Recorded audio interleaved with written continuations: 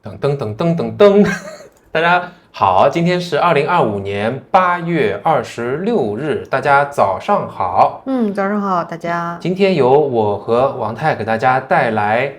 8条新闻啊，那涉及到大马的方方面面，都是被验证最火的新闻，希望您也能够一听。那如果你已经加入会员的话呢，可以在提前一天的晚上就可以看到。速速来了解一下今天的8条新闻啊。第一条是有两个人哈，是在一个社交平台 X， 也就前身是推特上呢，被警方逮捕了。他们呢主要涉嫌在平台上发布煽动性的和刑事威胁性的帖子，内容涉及到极端分子、革命，还有像以色列要攻击首相住所等等非常耸人听闻的这样的一些事件。王太你也看到了这个帖子哈？对，就是这个新闻是我特意选出来给到你这边来过审的啊。我觉得对我们来讲，外国人可能只了解说3R 的话题不能去触碰，但是在这个3R 话题之外，我看到他用的这个词，也就有点类似于中文语境下的叫煽动颠覆政权。是，那先要补充一下，这两个男子是37岁和43岁的两个人哈，由五级阿曼，就是布吉阿曼了，马来西亚的警察总部哈，把他们以刑事部第5分部来把他们给逮捕。那主要是1948煽动法令，我其实是刚到大马的时候我知道的，因为大马有这几部法，当然被某些反对人士称为叫，或者说比较容易变成口袋罪，还有呢像多媒体法令，所以大家在网上你会看到那些这个主流媒体他们但凡有些敏感的报道，下面都会写很长一串，说这个大家要珍爱网络空间，不要随意发言等等等等，都会加上这一段的。还有一个类似的这个法令，它叫1948煽动法令，其实在英属马来亚政府的时候就制定了，当然当时为了对抗这个共产党的势力那保留后呢还是留下来，又增加了宪法以外的一些敏感信息，就是3R了，种族、宗教和王室这个方面的规定。我还查了一下，很有意思2018年到2022年有367宗调查案件，那有5宗提控。2022年到2023年呢，增长了65%据说是有28宗。那大家为什么说我们现在网络的对话空间说话空间越来越被收窄呢？有可能是这样子就是说现在要去这个调查的案件变多了，但是最终提控呢，政府说你看。2024年内政部长塞夫丁说，只有8宗煽动法令被正式提控所以大家说的这个和我们在中国过来所熟悉的说这个大家舆论空间受挤压，不能自由表达，那还是大相径庭，完全两个概念。你想一个国家一年只有8宗。还有这个为什么选取这条新闻是？你老王能不能跟大家说一下这个文章它的来源是哪个报章媒体？这是Malaysia Kini 今日大马。这个今日大马的话，我比较震惊的是，在这篇新闻报道里面，其实是简单的说了一下这2位的这种冒犯性的这样的这个评论的内容。我觉得既然它是已经被当局认为是不合适的这些言论，我们就不在这里重复了。但是如果大家要举一反三或者是了解一下的话，可以去登录这个今日大马，引以为戒哈。那其实对我们外国人我也一直提倡。要很注意自己的言行，要维护团结。大家平时说着不是说虚的，说正能量说些什么，不说什么。为什么？我跟你讲，在我们第2家园获批的那个 approval letter 上就写着，如果你有破坏大马的行为、言语这些，那你是会被吊销这个批准函的。所以真的是要小心，这个早就说清楚了。这个事情好。那第2位呢，又是首相纳吉人家在监狱里已经有2年多了，据说现在很可能被减为3年，就最早他明年就会出来了。最近还在通过他自己的媒体团队 Facebook 发文说，现在我每天面临着冰冷的这个狱事只能向神祷告，然后还写了一首诗出来大家。但是我看了一个报道，大家有机会去看一下小乌托邦哈，这个里面讲哇，这个他的太太啊有什么2800只爱马仕，全球最多的女士家里的项链戒指真的是非常非常多。那我们看看这家说什么吧。这个新闻呢还是说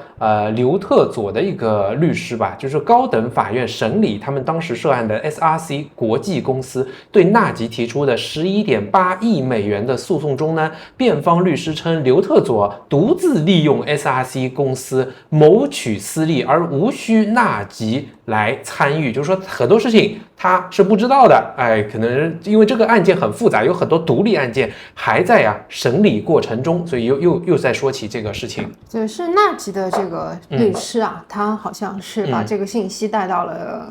法院，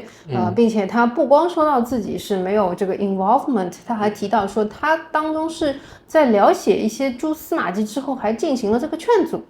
就阻碍说他跟这个刘特佐跟他这个手下的一群人去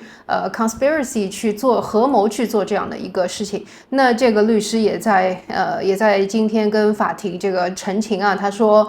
既然是 conspiracy 的话，是一定要有这个叫 agreement， 也就是合意嘛。那既然不存在说三方在一起合谋这样 scheme，那我这个不能够证明说我就有参与其中。他是纳吉的辩护律师。是，那这个案件独立的开庭呢，还是为了追寻4200万当时被挪用的资金。好，那我们就了解一下啊，这个 1MDB 是非常复杂的这个一个案件，我们只知道一下进展。第3条新闻，我们看到画面中的2位呢，分别是新加坡的国防部长。注意哦，虽然他讲的是 Seabed to Cyberspace， 但是你看到了吧？新加坡的国防部长陈春兴来访问马来西亚，与马来西亚的国防部长穆罕默德哈利德会晤。这条新闻告诉我们，马来西亚和新加坡同意加强海底基础建设安全保障，并且呢讨论网络安全和无人机的技术合作。最近果然从这个跨境 CBTS 的出租车，这个非法营运的车辆到这个安全合作，好像两国真的是有在擦很多的火花啊，很有趣。那么我们要了解一下这个事件的背景啊，就是两国部长在讨论海底基础建设安全挑战的时候来提出来，并且呢要签署互相潜艇救援的支持协议，双方也同意分享一些专业知识和设备，以提升灾害应对能力。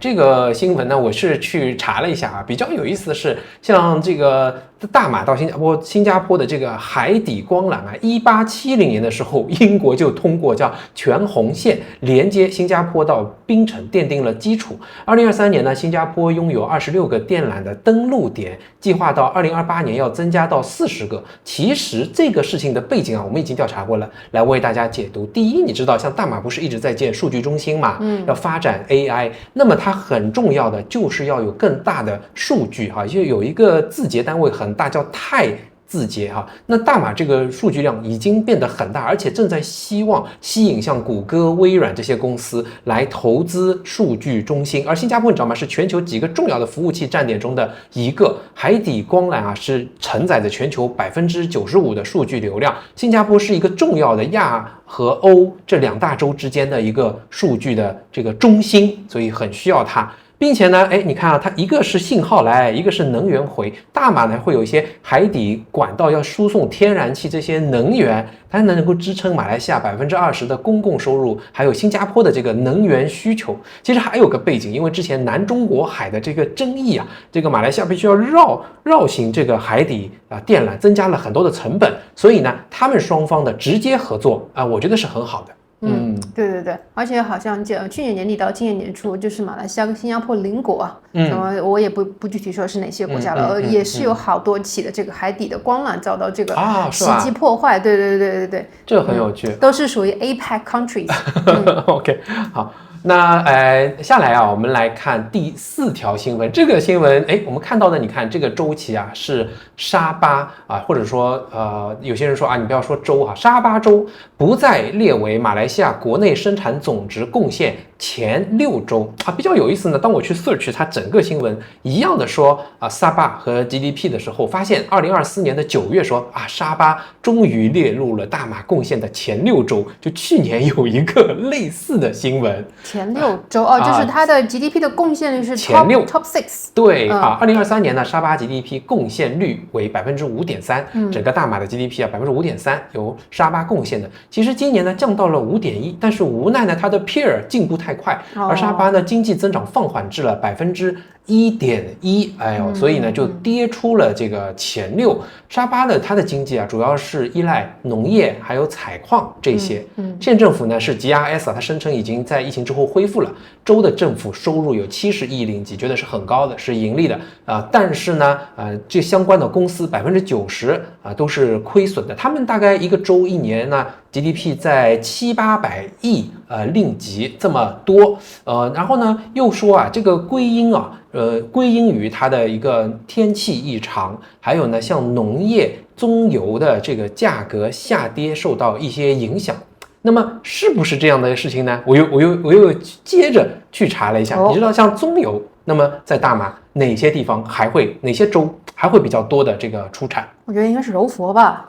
你说对柔佛算是一个，但是最多的呢是我上次去的那个彭亨州。没想到彭亨的产量是沙巴的2倍，现在差不多真的要到4000令吉一吨了。那他们的这个价格是差不多，但沙巴呢靠海还远一点，它的运输成本还每吨还多个50-100，差不多。所以你看，我就看了一下彭亨600亿的 GDP 比它略低一点，然后增长率年 GDP 4%。柔佛真的是很厉害柔佛也是年增长率是增长率是23年是5.4%，今年4.2%，然后沙拉越增长很快5%到6%。那讲到棕油其实大马是在全球第2大出口国，实际呢最多的是印尼，那跟它差不多再多一点点这个量级吧。好像印尼的它的棕油价格还比马来西亚更有竞争力，因为我看到周边的一些这个咱们国际学校的家长，有的就是做印尼什么高油酸棕油生意的。那应该很赚钱吧？我在想还有这个沙巴现在增长1.1%这是名义增长，扣除通胀现在全国通胀是2%，那其实是负的收入。是这样子，负的增长不是说收入。好，那么下来我们来看第5条新闻，这个带给大家的关乎民生它讲的就是95号汽油 RON 95它的这个补贴策略。我记得我第1天做新闻的时候我提到这个事情，我说都9月了，为什么说下半年开始实施呢？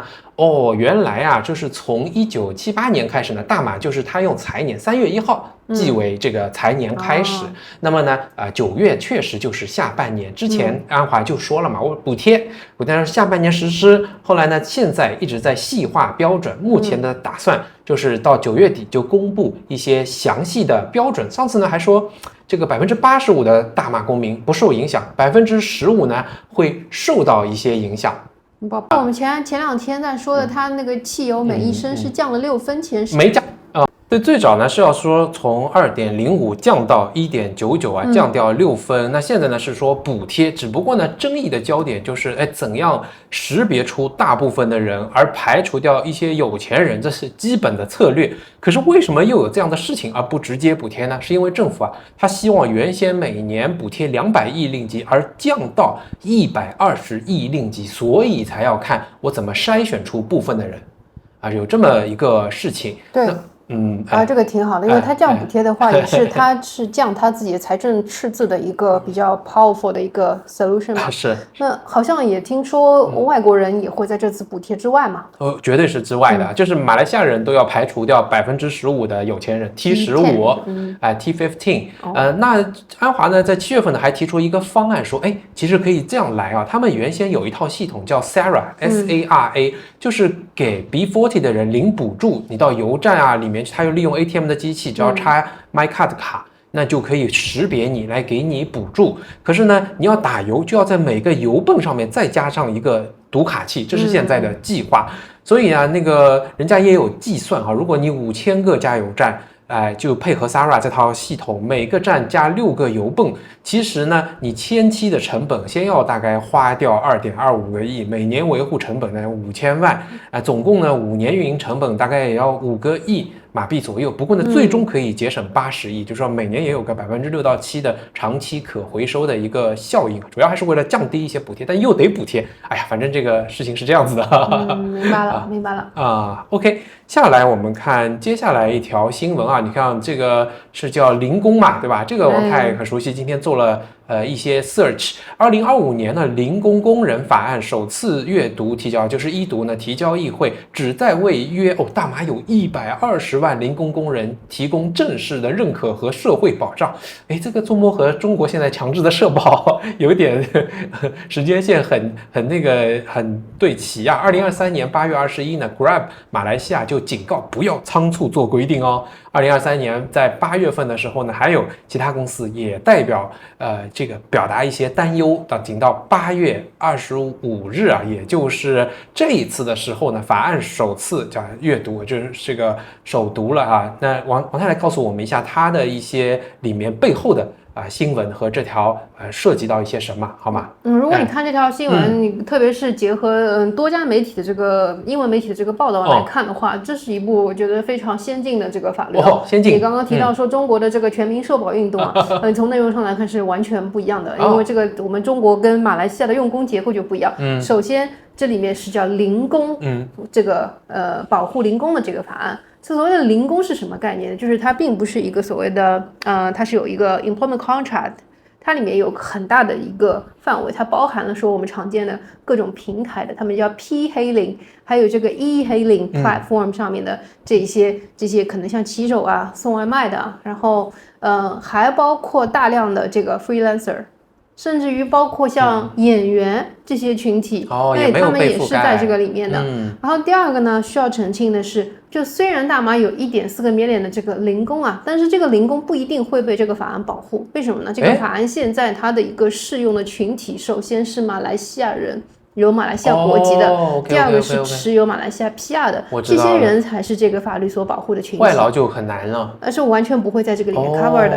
然后第三个呢，就是这个为什么我说这是一个很先进的立法呢？就目前就是反对派就可能是这些大的平台，他们有在那边抨击的一点，就是在全球这么多国家200多个国家当中，目前只有15个国家针对这个零工出台了这样的立法。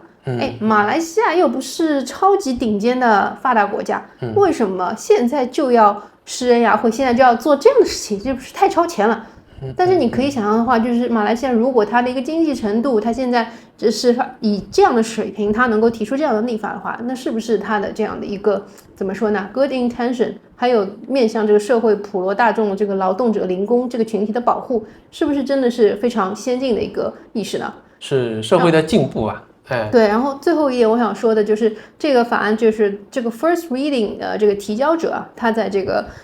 在 first reading 之前，他有解释了说，这个法案不是说坐在普什加亚的空调冷气房间里面就是写出来的，他们是 involve 大概4000多个的这个 stakeholders， 有进行了大概30-40场的这样的一个 drafting session 的讨论。然后是综合了很多的意见之后，很慎重的，再加上首相这个安华，他在5月份是 specifically address 说这个零工经济这些零工群体是需要这个法律保护的，这样的一个东风的契机之下出台的这个 first reading。那我也去查了一下，马来西亚一部法律从 first reading 也还有 second reading 一直到要这个 approval， 还有其他6到7个步骤要走。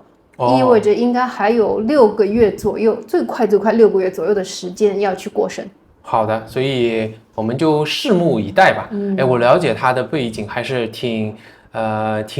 感人的吧？它是源于23年的某一个飞机坠毁事件，然后突出了零工的社保和正常工人的差距，然后才注意到这个全民的问题，对吧？对的，好像甚至于在新闻报道当中提到零工的 hourly wage。都没有一个统一的一个叫最低的工资标准，versus 大家这种正常的 employment contract 都会有一个好像是2200块这样的一个最低工资，就很不一样，就没有，所以很多这个骑手们他们都觉得说，我们需要的一个政府给到一个指导线。那条新闻没掉。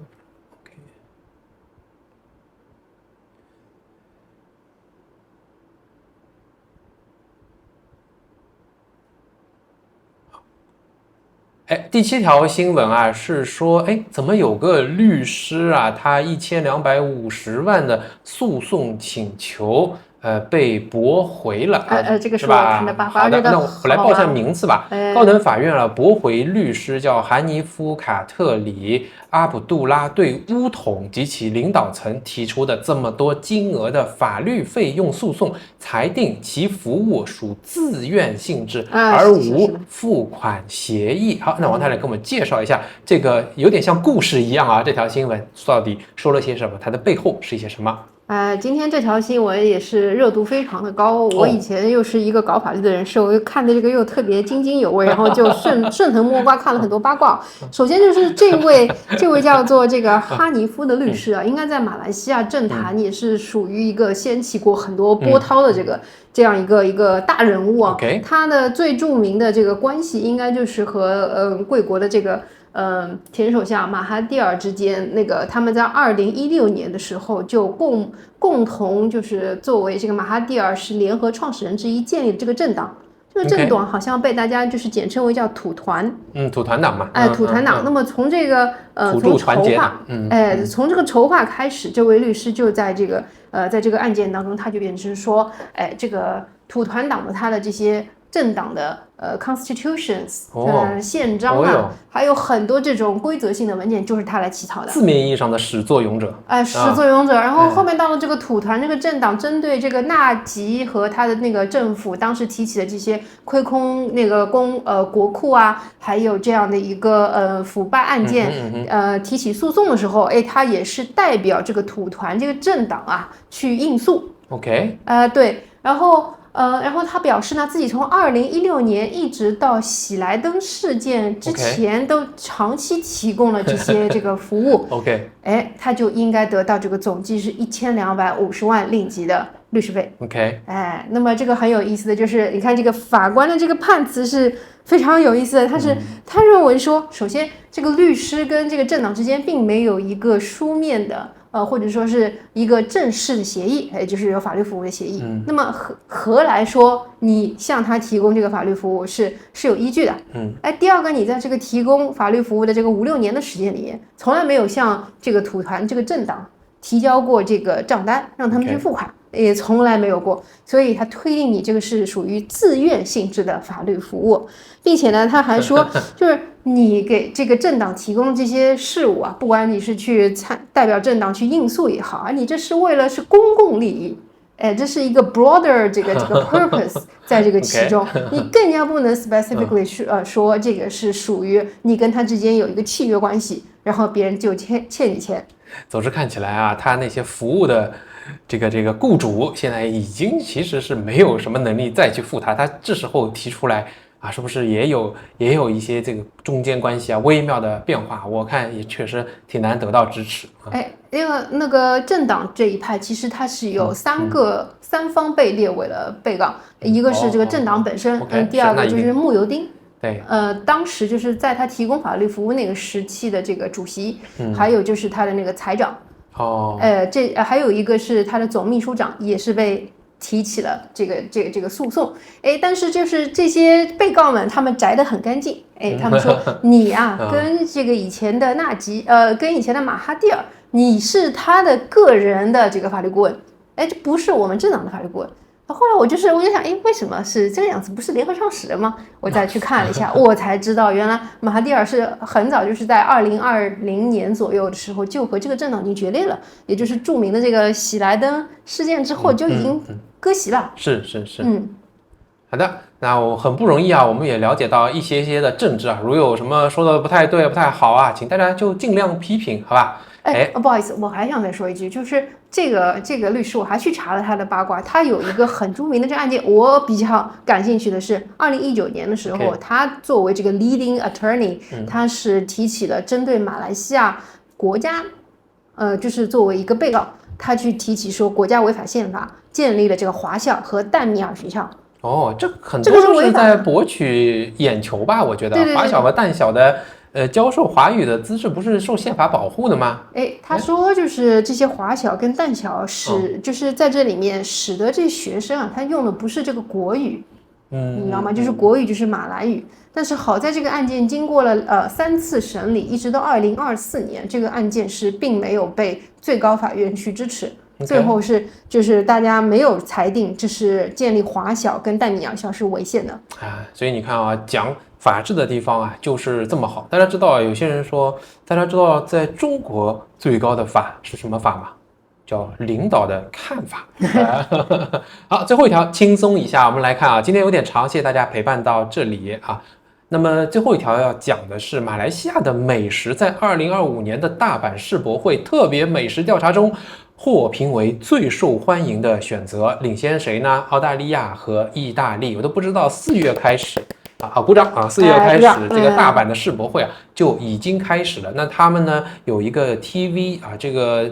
广播机构，它呢调查方法是针对世博会持季票的这些人，也就是说，你是个每天经常会来的这个人，进行了一个叫 Expo Gourmet 的一个调查。那我看了一下呢，样本还不错哈，有2.2万名参加，70个国家馆啊都会参与评选的。不过呢，华人啊先不要太骄傲，